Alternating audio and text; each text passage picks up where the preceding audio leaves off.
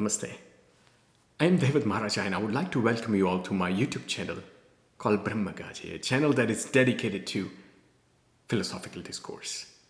Please do not forget to click on that like button and also that subscribe button. So in this episode 4 of 5 of the series that I'm doing for Jada Bharat Doctrine, we will focus on the lecture or the message of Jada Bharat to King Rahugan and what he had to say to the king. Let's get started, shall we? So as we learned in the last episode, Maharaja Rahugan had finally realized his mistake. And he had now got down from the hand carriage and had paid his respect to the Jada Bharat, acknowledging that he's not an ordinary Brahmin boy, he's somebody much, much greater. Because Jada Bharat's philosophical discourse, the initial dialogues, had sparked something into the Maharaja Rahugan. And he himself was a learned king, a just king. But, of course, the Maharaja Rahugan, still being the king, in that temperament, had told Jada Bharat that he is not doing anything wrong. He is, after all, the king. He has been established by the people to rule. This is his kingdom. These are his people. And if he sees people not working accordingly or properly, it is within his rights to punish them. Much like the analogy that I gave, a CEO who is thinking that he's the head of the company and everybody must follow him. And he has all the rights to hire or fire or do as he pleases. And if there may be a young man, a young boy, that may be giving some advice to the CEO, if the CEO is any good, he may acknowledge it, but after all, in the heart, the CEO still feels like, hey, I made this company up. Who is this youngcomer telling me what to do? Yes, he may be right in one way or the other, but after all, his ego, his authority, his power will take over. And he would believe that taking over is right. Just like how Maharaja Rahugan here felt that he, being the king, is right. He has all the authority in the world. So, Jada Bharat responds to the king. And how he does it? First, he tries to lower down the temper, the ego that the king had by, in a way, speaking very boldly. And he boldly says to Maharaja Rahugan, Jada Bharat, that king, you think that you are the king, but as we learned in the last episode, Jada Bharat already is questioned that who is ruling whom? So you think you are the king, you think that you are this learned philosopher, and your logic that you are giving me is flawed. You're not that knowledgeable, and you're really not that great of a king either. You're using the logic to justify your arguments. And we do that all the time. Sometimes we want to prove ourselves right. If you are in an authoritative position, you would use some logic, your authority, etc., to make others feel shorter, smaller than you, and would impose your thoughts on them. It's natural. We do that all the time. And King Rahugan is doing the same. And that is what Jada Bharat is highlighting. He says, your logic is limited. It's flawed. You think that you have the power to rule and thus you can do anything you please, and people must obey you or you will punish them. Look, you brought these men to carry the carriage and, the hand carriage, and you are sitting on that. after all, you are putting the burden on the shoulders of the people that you plan to rule or are ruling. So much of a king you are. After all, you are the one who is putting the burden on this common, simple man. And they must obey you, otherwise you will kill them or you will put them in prison or punish them like you say. And to you, that is the order.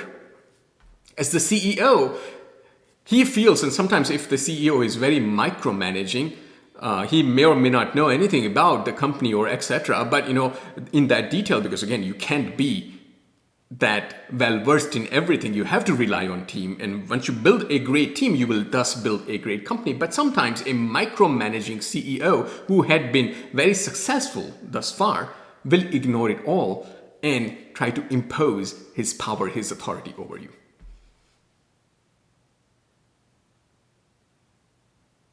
And that is what we do sometimes. So, Maharaja Rahugan is no different. He's doing the same thing here. And that is what Jada Bharat is highlighting. He says, you are speaking like such a great king, some great philosopher, saying that everybody needs authority, and without authority, people cannot govern themselves, and therefore you exist, you must exist. All that is flawed.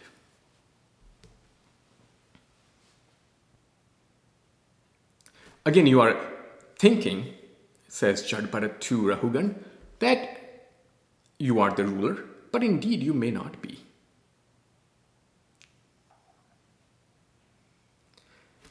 You are immersed into this materialistic rule of so-called law that you have yourself comprehended.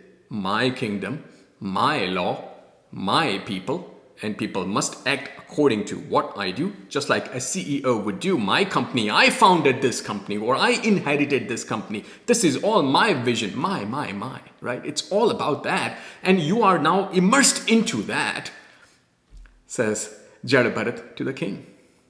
And he gives a very wonderful example here. He gives an example of a wick.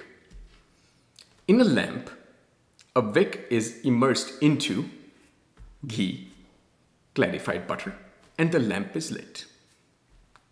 The wick only burns while there is the ghee and the wick is immersed into the ghee.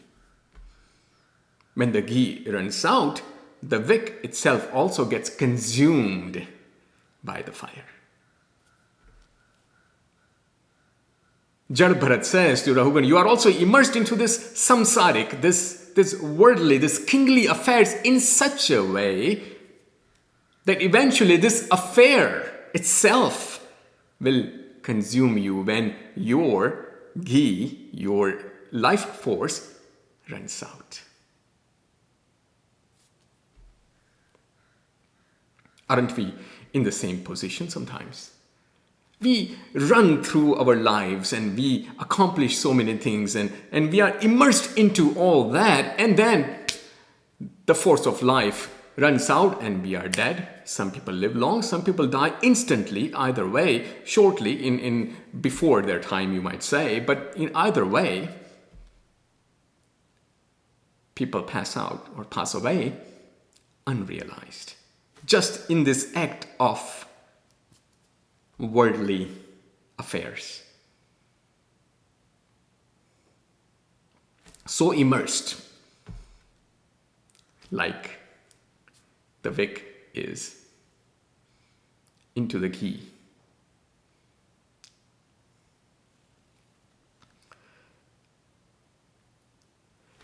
Jada Bharat further advises king that you are, after all, made out of 11 main properties. 5 Gnanendriya, 5 Karmendriyas, and Ahankar. And these 11 properties, they make you work into this worldly, samsaric, kingly domain. 5 Gnanendriyas, or we can call it organs of knowledge. Through these 5 Indriyas, you receive your knowledge, your perception of the world. And in brief, these 5 Gnanendriyas are your sight, your hearing, your smell, your taste, your touch. They are, after all, the organs of knowledge, through which you make some sense out of this world. Now you might say, oh, what about somebody who is blind? Well, yeah, the vision sense for that person is not as great as somebody who is able to see it, but the sense, one way or the other, is still there. He sees through some other means, but still tries to make sense of the world that he is in, one way or the other. So we are bound by that, says Jada Bharat to the Rahugan, the king, that these 5 Gnanendriyas provide you knowledge. So you are actually confined, you are limited, you are bound by that. And then come 5 Karmendriyas, organs of action, as we may say, organs of action. These Karmendriyas make you act, do karma, so that you can live, carry on, as you may say. And they are, of course, as we know in brief, the speech, the hands, the feet, the excretory organs through which you pass out human waste, and of course the organs of reproduction. These organs of action, karmendriya, help you carry on with your being. So 5 Jnanendriyas, organs of knowledge, 5 Karmendriyas, organs of action, and the 11th is the Ahamkar, ego. Me, my body, my company, my accomplishment, my kingdom, my family, my wife, my children, my brother, my parents, all that, my friends, my car, my farm, ego, my knowledge, my degrees, my army, what have you. And with these 11 properties, we are bound.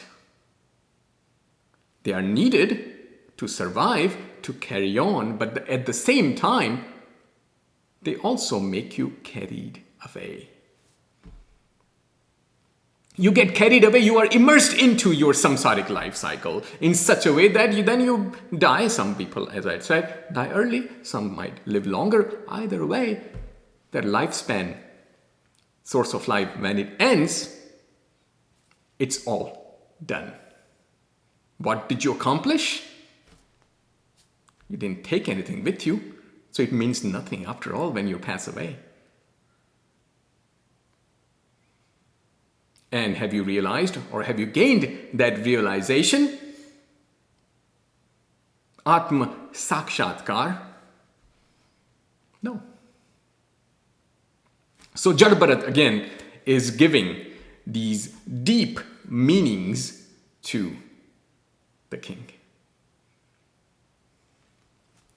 Further, as we learn here, that Jada Bharat says that your ego in your mind, and with that your mind itself is your biggest enemy.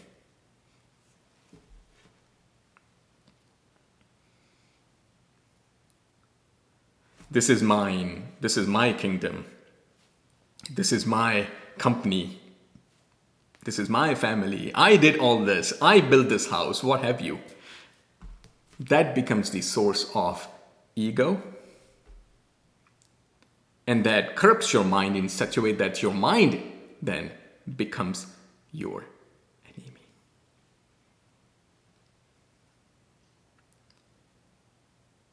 But you must realize, says Jada Bharat to the king Rahugan, that the Atma Tattva, the one that is the source of your life, the eternal, endless, boundless energy source that is within you, the Atma Tattva, the Kshetrajna.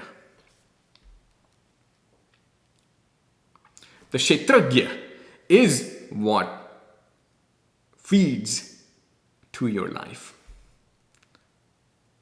And through your life, your indriyas, your 11 properties, and thus you survive. But that Kshetrajna that is within you is separate from your life itself, because that is the source of your life.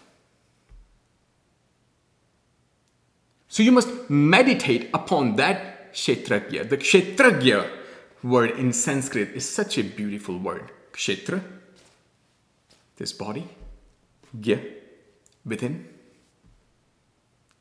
The life force, or the source of the life force within this Kshetra is the Kshetrajna, is also the another name for Bhagavan Shri Hari. Jada Bharat says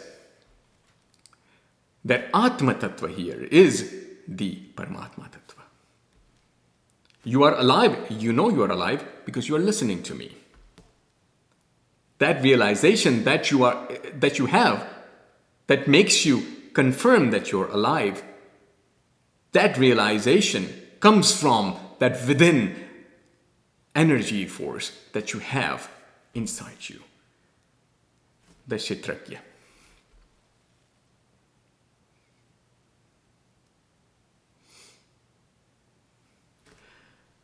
And when you meditate upon this eternal, endless life force, then you realize that you and the Kshetrajna are separate. In the sense that you are immersed into the samsaric life cycle, but after all, at the source, at the root, you are within the Kshetrajna. Or Kshetrajna is the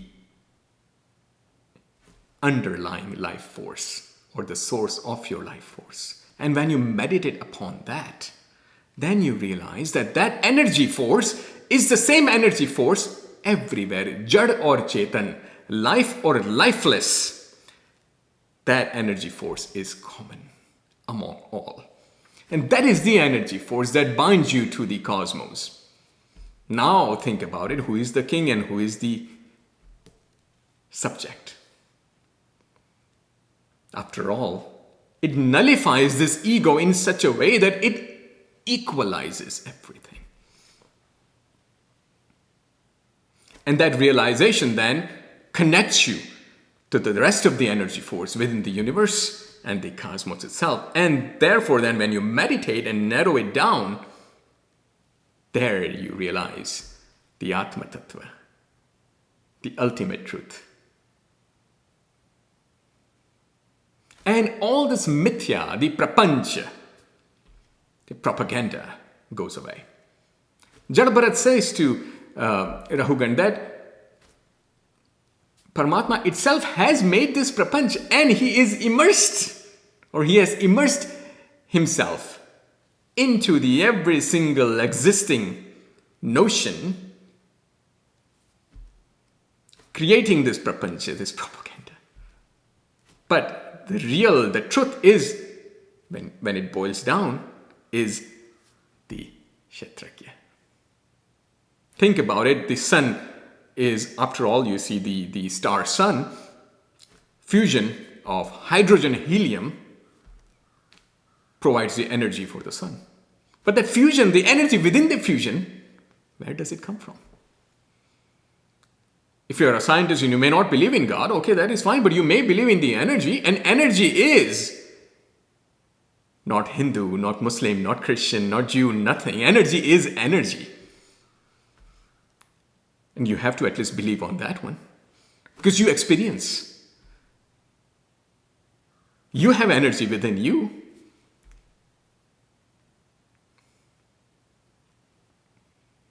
So that source of that energy is where you must meditate upon, says Jada Bharat to the king Rahugan. Look within, look further down, deep inside in such a way that then you will then overcome this feeling of mine, my kingdom, this, I am the ruler, all that will vanish. Now, it is not that Jada Bharat is saying that you live the kingship and don't do your duties. That is not what he's saying. He's saying do the duties in such a way that you realize what you are doing and therefore are able to rule properly, justly. If you are the CEO of the company, yes, listen to everybody. When you look deep within, you will realize that the person that is a janitor in your company is technically the same at the energy force level. It's the same energy. So now who is above and who is below? Everybody is the puzzle piece that connects with each other in carrying the chores, the duties of this samsara. And when you realize at that level, then you will start to feel detached from the samsara. Yes, you might still continue. That is your act. See, the actor that acts in a movie or in a play is still acting, but doesn't think that that movie or the play is the real. When the act is done, he goes home. In other words, he's detached. So these worldly affairs that you are in, you can slowly, with practice, and it takes tremendous amount of realization, practice, meditation into the Kshetrajna, the source of the life force within you, which is unlimited and can never be destroyed. It is neither good nor evil. It is pure energy force. So if you meditate upon that, then you realize that this layer that we have, the source, the root of that layer, at the end, you are merged. You are because of that energy force. And therefore, then you find the ultimate truth through that. A poetry by Allama Iqbal comes into the mind. Allama Iqbal, 19th, 20th century poet, also the national poet of, after partition, Pakistan,